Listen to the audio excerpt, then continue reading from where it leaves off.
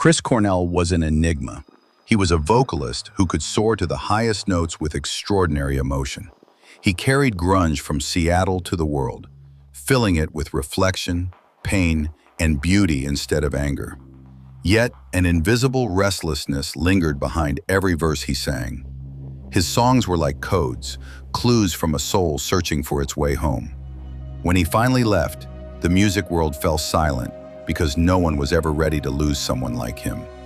This is the story of an eternal voice, a wounded soul, and the quiet departure of a legend.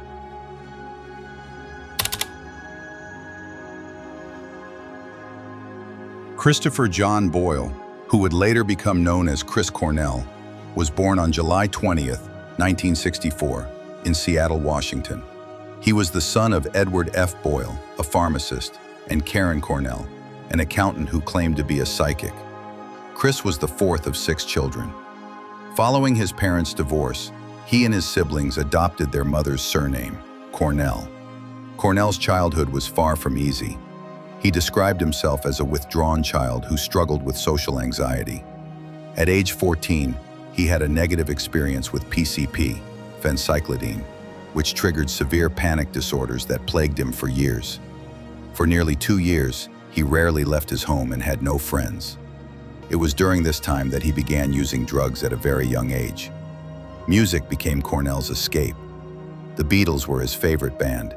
He listened to them endlessly for 2 straight years during his darkest period.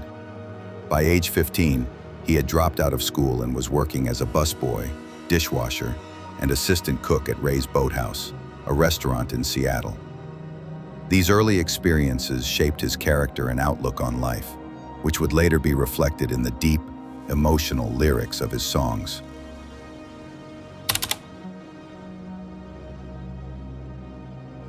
In the early 1980s, Seattle was far from being a city synonymous with musical glory, like Los Angeles or New York. Yet it was from this city that a new wave emerged, one that would shake the world: grunge. Rebelling against glam rock and the image-driven world of pop, a group of young musicians armed with distorted guitars and dark, melancholic lyrics laid the foundation for an alternative music revolution. One of the leaders of this movement was Chris Cornell, with his band, Soundgarden.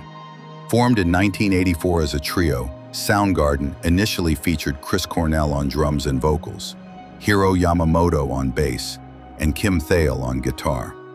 Eventually, Cornell decided to focus entirely on vocals, and Matt Cameron took over on drums.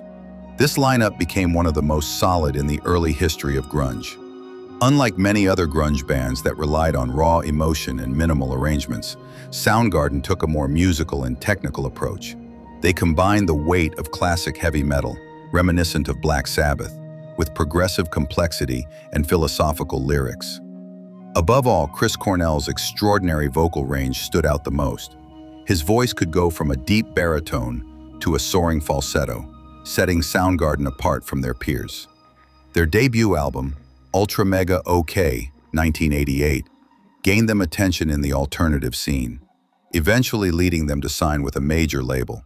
However, their breakthrough came with Bad Motorfinger, 1991, which was released amid the grunge explosion alongside Nirvana's Nevermind and Pearl Jam's 10. Songs like Outshined and Rusty Cage introduced Soundgarden to a wider audience. The pinnacle of Soundgarden's career was reached with their 4th album, Super Unknown, released in 1994. It was a commercial and artistic triumph. Cornell's song, Black Hole Sun, became one of the decade's biggest anthems. Its surreal music video received heavy rotation on MTV, and the track won a Grammy Award for Best Hard Rock Performance. Super Unknown was remarkable not only for the power of its music, but also for the depth of its lyrics. Cornell infused each song with themes of alienation, despair, spirituality, and the search for meaning. He wasn't just singing, he was telling stories, sharing his innermost thoughts, and connecting with his listeners through raw, unfiltered emotion. However, like many grunge bands of the era, the weight of popularity and growing creative differences began to take their toll. In 1997, at the peak of their career, Soundgarden announced their breakup. The decision shocked many, but for Cornell, it felt inevitable. Endless tours had left him deeply burned out.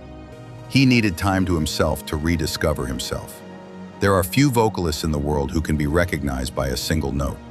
Chris Cornell was one of the rare few who possessed that gift.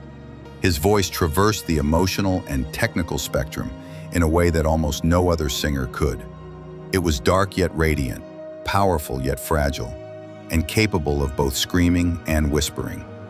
Cornell was technically known for his 4-octave vocal range, which is exceptionally rare, especially in the world of alternative rock and grunge. He could deliver low notes with warmth and depth, then suddenly soar into controlled, piercing high screams. His vocals were powerful and carried a distinct character, raw, authentic emotion that never felt manufactured. Musicians and producers who had worked with him often described Cornell as an intuitive vocalist.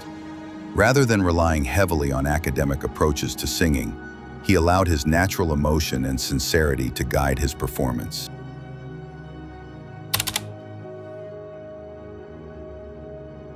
The year 2001 was a major turning point in Chris Cornell's life.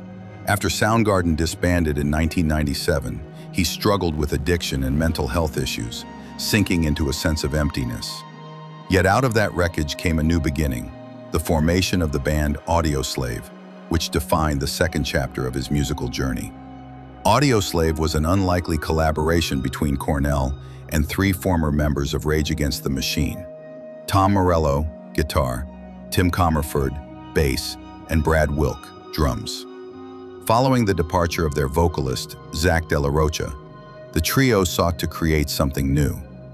Cornell joined, not as a replica of Zach, but as a completely different presence who gave the band an unexpected new direction. At first, many doubted the combination.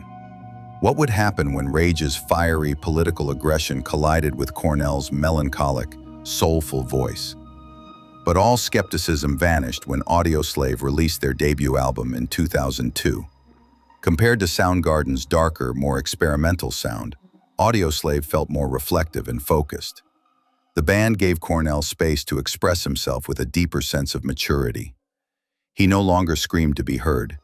He spoke with the weight and calm of someone who had experienced struggle and survival. During his time with Audioslave, Cornell underwent a profound period of personal healing. He began to break free from the addictions that had plagued him since his youth. In interviews, he described the Audioslave era as a period of rebirth and salvation when he started rebuilding himself as both a man and an artist. Between 2002 and 2006, Audioslave released 3 albums: Audioslave 2002, Out of Exile 2005, and Revelations 2006. All 3 were well received by critics and fans alike. However, creative differences and internal tensions ultimately led to the band's breakup in 2007. Though Audioslave's lifespan was relatively short, the band's legacy remains an important part of Cornell's career. For many fans, Cornell's work with Audioslave represented a time when he truly healed spiritually.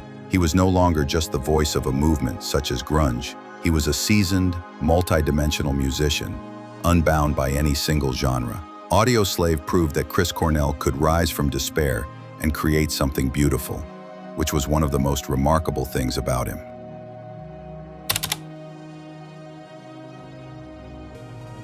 Chris Cornell never wrote songs simply to chase a hit in his creative process. He wrote because he had to. For him, songwriting was the only way to express feelings that couldn't be conveyed in ordinary conversation. Among the many themes woven into his music, spirituality, hope, and regret, the most consistent was quiet sorrow. Cornell had long been haunted by the anxiety that first gripped him as a teenager. In countless interviews, he openly spoke about his struggle with the dark thoughts that never left him, even when his life appeared to be going well. He admitted that fear, loneliness, and existential restlessness were inseparable parts of who he was, and all of it poured out through his lyrics. Songs like Fell on Black Days, The Day I Tried to Live, and Like a Stone carried the same thread: a longing for peace, a search for meaning, and the sense that the world could never be fully understood. Beneath the power of his voice lay wounds that never healed. One of Cornell's most famous lines comes from Fell on Black Days. I sure don't mind a change, but I'd rather feel nothing at all. This lyric felt like a confession that, at times, Chris preferred numbness to the relentless, unexplainable pain he felt. It offered a raw glimpse into his deep emptiness.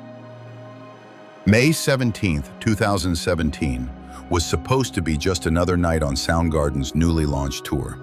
At the Fox Theater in Detroit, Chris Cornell performed for thousands of fans who had no idea it would be his last show. That night, Cornell sang with both energy and nostalgia, performing Black Hole Sun, a song that was not always included in every concert. Many said there was something different about his performance that night. Just a few hours after the concert ended, his bodyguard found Chris dead in his hotel room at the MGM Grand Detroit. He was only 52 years old. News of Cornell's death quickly spread, shocking his family, friends, fans, and the entire music world. In many ways, Cornell became an icon of invisible inner struggles. The Chris and Vicky Cornell Foundation, a charitable organization, was established to carry on his dedication to social and humanitarian causes, especially for children facing abuse, poverty, or social isolation. This reflects Cornell's humanity, which was often hidden behind the music spotlight. Yet his greatest legacy remains his music.